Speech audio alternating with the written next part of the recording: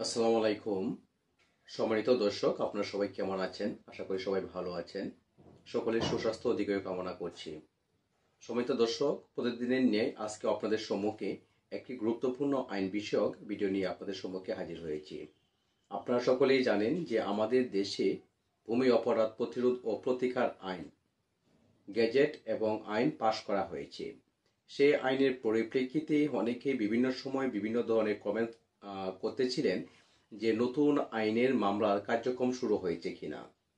সে সম্পর্কে আজকে আপনাদের সম্মুখে কথা বলার জন্য আজকের এই ভিডিওটি নিয়ে আপনাদের সম্মুখে হাজির হয়েছি। যারা সংক্ষিপ্ত ভিডিওটি দেখবেন, অবশ্যই আজকের এই ভিডিও থেকে আপনারা ইনফরমেশন অবশ্যই জেনে নিতে পারবেন যে নতুন আইনের মামলা কিভাবে করা হচ্ছে। আরেকটি কথা আপনাদেরকে বলতে চাই, যদি আপনাদের নতুন আইনের মামলার কপি কারো যদি প্রয়োজন পড়ে, তাহলে অবশ্যই লিঙ্কে দেওয়া নাম্বারে আপনারা আমার সাথে যোগাযোগ করে সেই কপিটি সংগ্রহ করতে পারেন। সম্মানিত দর্শক, এই মুহূর্তে যারা ভিডিওটি দেখছেন সকলের প্রতি আমার বিনীত অনুরোধ থাকবে, যারা এই মামলার কপি পেতে চান অবশ্যই কপিটি সংগ্রহ করতে পারবেন আমার নিকট থেকে। আর যারা এখনো আমার চ্যানেলটি সাবস্ক্রাইব করেন নাই, অবশ্যই আপনারা আমার এই চ্যানেলটি সাবস্ক্রাইব করে পাশে থাকবেন। সেই দখল এবং বেদখল সমস্যাটিকে সমাধান করার জন্য এই ভূমি অপরাধ প্রতিরোধ ও প্রতিকার আইন আমাদের দেশে খুবই গুরুত্বপূর্ণভাবে কাজ করে যাচ্ছে। সম্মানিত দর্শক, আজকে ভিডিওতে আপনারা যে একটি মামলা কপি দেখতে পাচ্ছেন, সেটি হচ্ছে ভূমি অপরাধ প্রতিরোধ ও প্রতিকার আইন 2023-এর 4 ও 5 ধারা, 7 ও 9 ধারা মামলা দায়ের করা হয়েছে।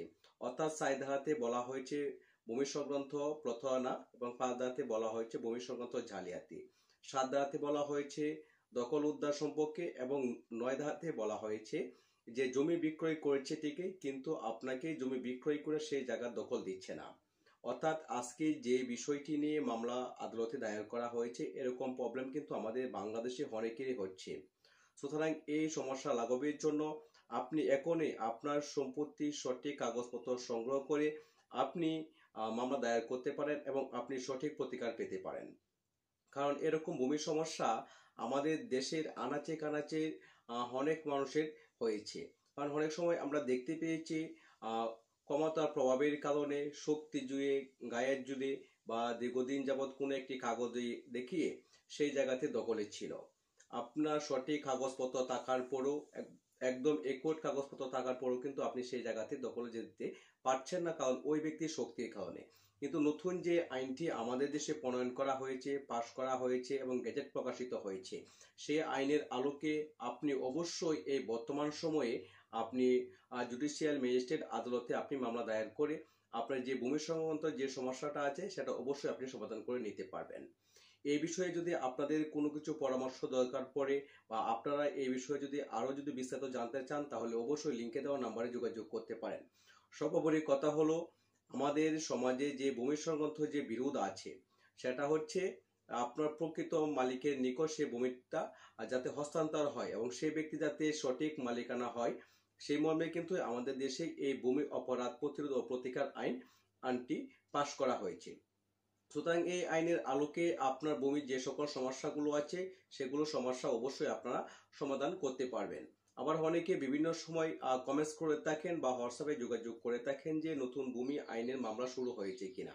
আপনারা এই কপিটি দেখলেই বা আজকে যে ভিডিওটি আপনাদের সম্মুখে নিয়ে এসেছি, এই ভিডিওটি দেখে হয়তো আপনারা বুঝতে পেরেছেন যে নতুন ভূমি আইনের মামলা শুরু হয়েছে কি বা শুরু হয় নাই। কারণ প্রমাণ ছাড়া কোনো ধরনের কাগজপত্রে কোনো ধরনের ভ্যালু থাকে না। এই জন্যই আপনাদের সম্মুখে এই প্রমাণ সহ আজকে আপনাদের এই ভিডিওটি নিয়ে হাজির হয়েছি। আপনাদেরকে গত একটি ভিডিওতেও কিন্তু আমি দেখিয়েছিলাম যে নতুন ভূমি আইনের মামলা করা হচ্ছে এবং কার্যক্রমও শুরু হচ্ছে, এবং বাংলাদেশের বিভিন্ন স্থান থেকে কিন্তু আমরা খবর পেয়েছি বা অনেকেই বলেছেন যে নতুন আইনের মামলা দায়ের করে অনেকে কিন্তু সুযোগ সুবিধা বা অনেকেই কিন্তু প্রতিকার পেয়েছে। সম্মানিত দর্শক, অবশেষে একটি কথাই বলবো, যারা এখনো এই ভূমি সংক্রান্ত সমস্যায় ভুগছেন বা এই সমস্যাটি নিয়ে বসে আছেন, আপনারা যদি গড়ে বসে থাকেন তাহলে কিন্তু আপনাদের কাজগুলো কখনোই সমাধান হবে না।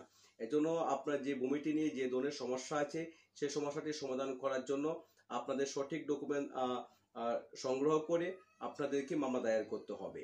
একটি কথা মনে রাখবেন, ভূমি সংক্রান্ত বিষয় মামলা ছাড়া কোনো সুরাহা করা যায় না। যেহেতু আপনার ভূমি সংক্রান্ত বিষয়গুলো প্রতারণা, জালিয়াতি বা দখল বা বেদখল এরকম সমস্যা যদি হয়ে থাকে, তাহলে অবশ্যই আপনাকে মামলা দায়ের করে সেই বিষয়গুলো সুষ্ঠু সমাধান করতে হবে। সম্মানিত দর্শক, অবশেষে আমি রিকোয়েস্ট করব, যদি আপনারা আমার চ্যানেলটি সাবস্ক্রাইব না করে থাকেন, অবশ্যই আপনারা আমার চ্যানেলটি সাবস্ক্রাইব করে পাশে থাকবেন। কারণ পরবর্তীতে যখন আমি আইনে নতুন কোনো আপডেট নিয়ে আসবো, সেই আপডেটগুলো আপনারা যাতে সকলেই আগে পেয়ে যান।